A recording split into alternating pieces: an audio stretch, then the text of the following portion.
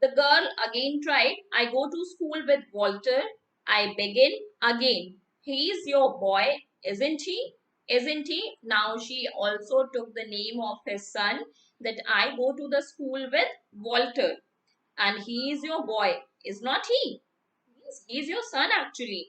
Mr. Cunningham was moved to a faint nod. He did know me after all. So, Mr. Cunningham, now after all these efforts, the person showed a little move in the acknowledgement. Means when someone is saying something and you are saying, okay, yes, you are right, you are correct, just for the sake of saying. Okay, so he did know me after all. The girl now felt that all the efforts that she was trying to have a conversation with Mr. Cunningham gave at least a little response to her. She knew because after all, both of them were familiar to each other. He is in my grade, means he is in my class. I said, he does right well. He is a good boy. Now she started talking about his son. I added, further she added, a real nice boy. We brought him home for dinner one time. Maybe he told you about me. I beat him up one time, but he was real nice about it.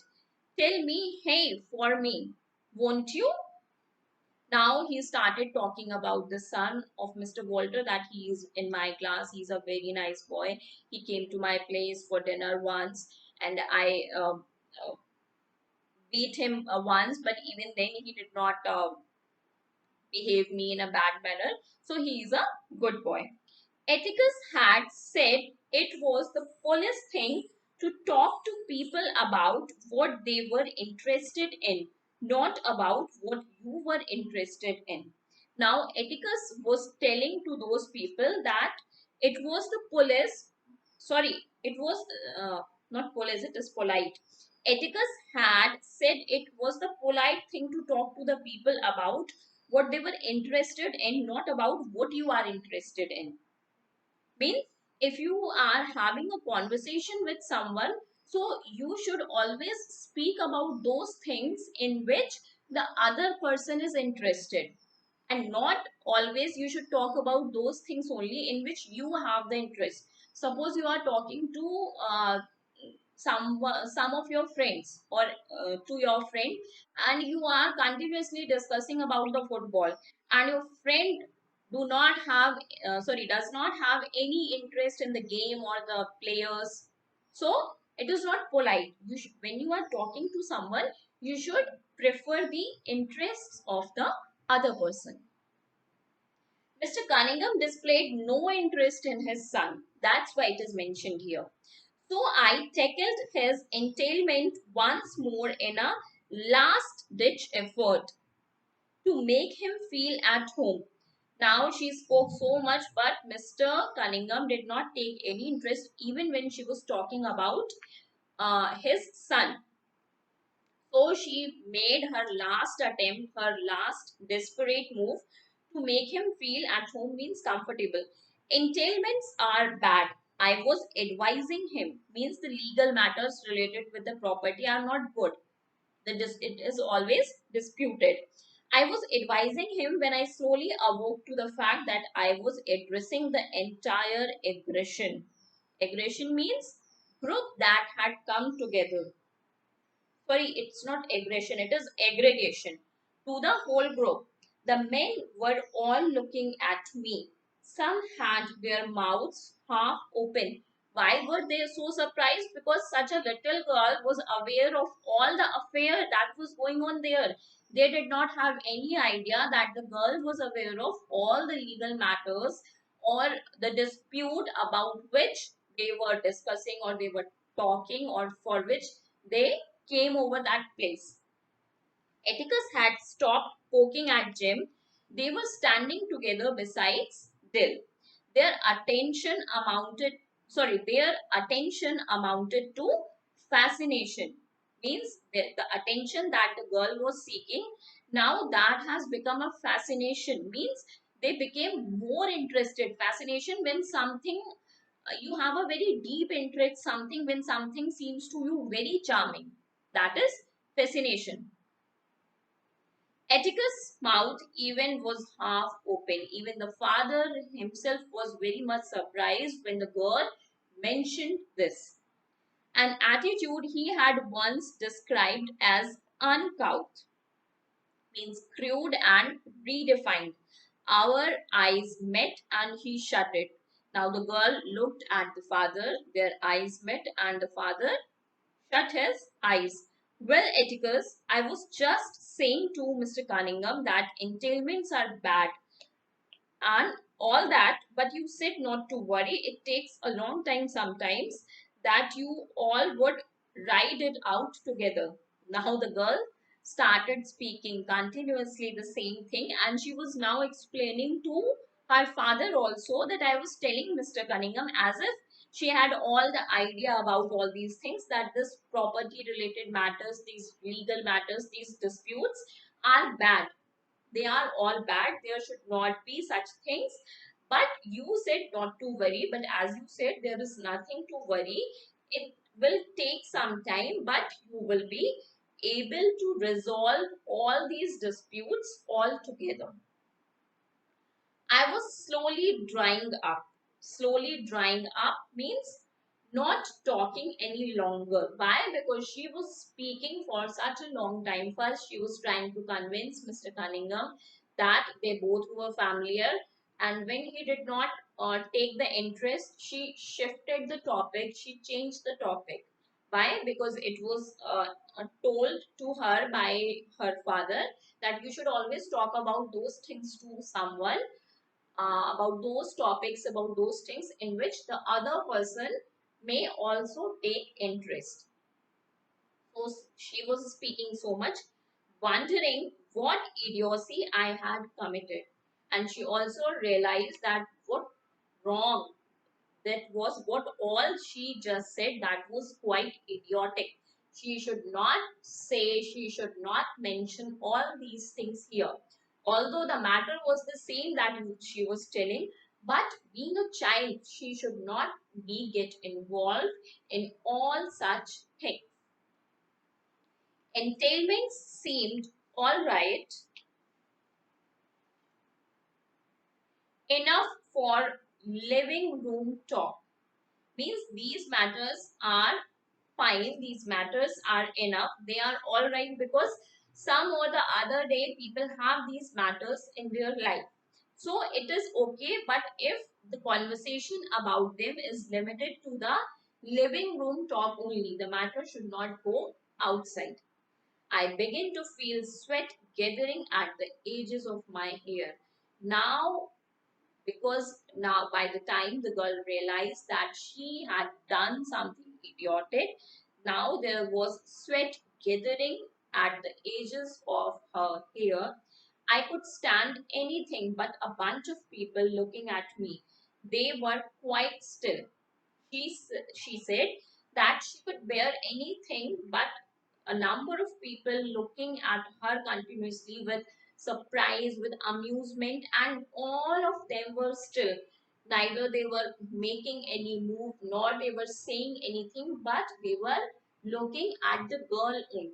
So that was making her uncomfortable. What's the matter? I asked. Now, by the time she was looking at the reaction of everyone, so she asked, what's the matter? She asked very casually.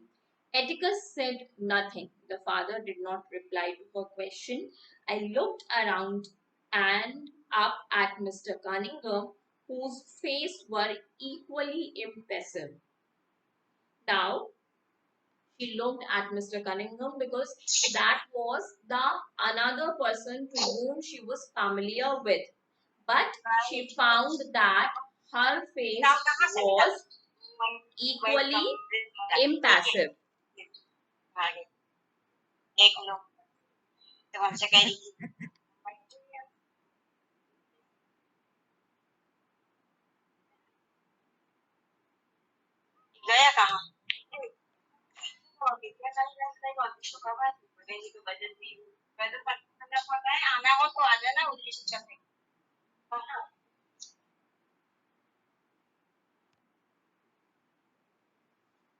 Okay.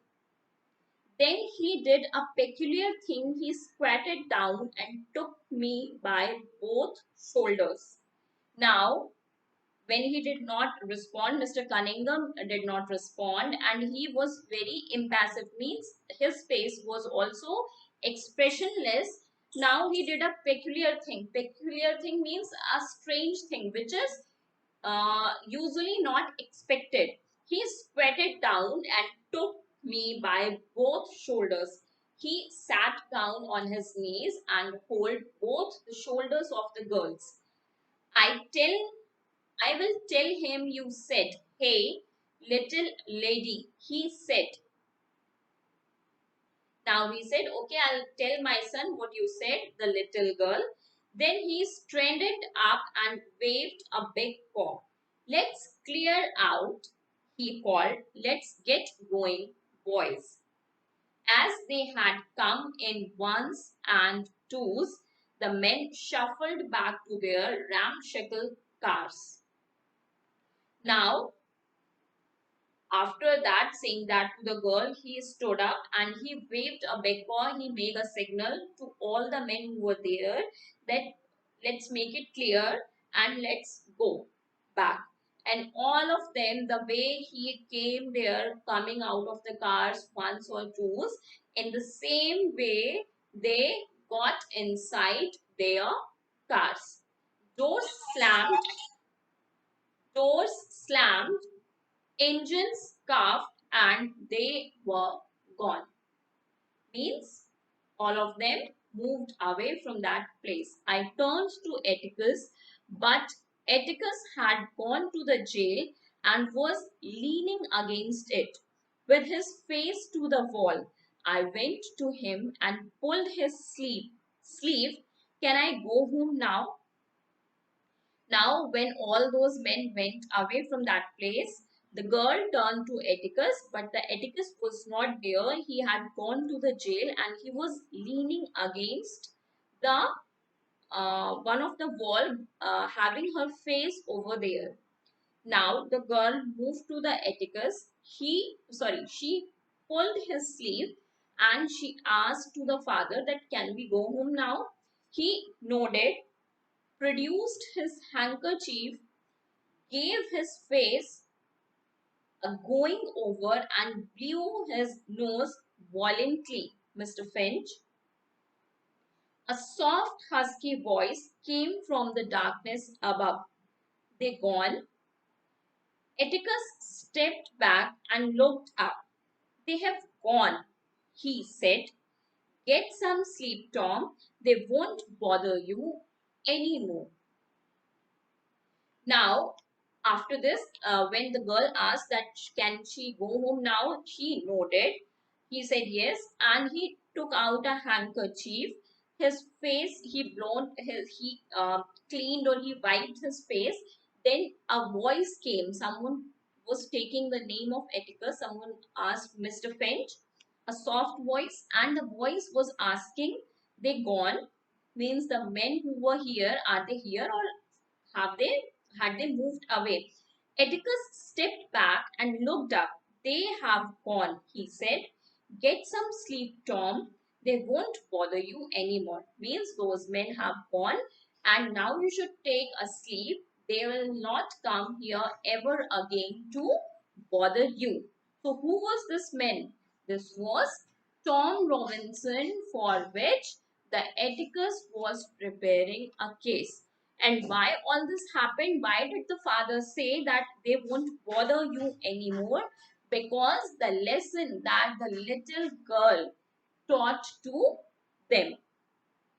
As we have discussed in the starting of this chapter, where we were discussing about the introduction, that the fairness and the innocence of the girl embarrassed all those men. So, because of that, they made this decision that they moved away from there and By this act, the father understood that the girl really taught them a good lesson, and they will never ever will come there again to bother Mr. Tom Robinson.